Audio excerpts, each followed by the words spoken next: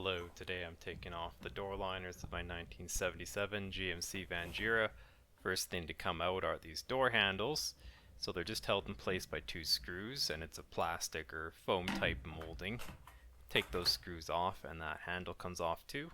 That's what the screw looks like. With that off, then you can start taking the liner off proper, the liner being the green vinyl thing you see here. You've just got to take out all the screws around the perimeter. I ended up having to open the door to get at the screws along the right side and along the bottom. Here you can see me try and take it off, and you can see the red facing that goes right against the door. There is nothing fancy that you have to do with the handles. They just slip right over, which is really nice. You don't have to remove the handles to remove this lining. So here I've come back. I'm going at the screws with the door open so that I can reach them.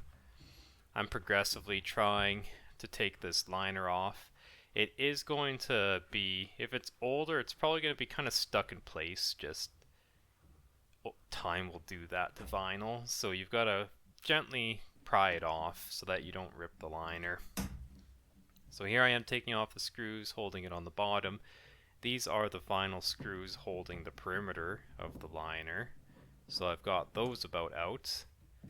However, this speaker, it's holding the liner in place as well. So I had to remove the speaker before I could remove the liner. Here I'm taking all the screws out of the speaker's little cover or facing, whichever you prefer to call it. So I've taken that off. Now I can get at the actual electric device of the speaker. It's just held in place with some screws. And then I can take it out. Sorry for the bad shot there. It's held in place with a wire, and that wire would go to the stereo. So that just needs to be disconnected, and then the speaker can come out of the door. With all that out of the way, then the liner can come out, and this is the final step in removing it. So, like I said, it's not held in place or restrained by these levers or handles at all.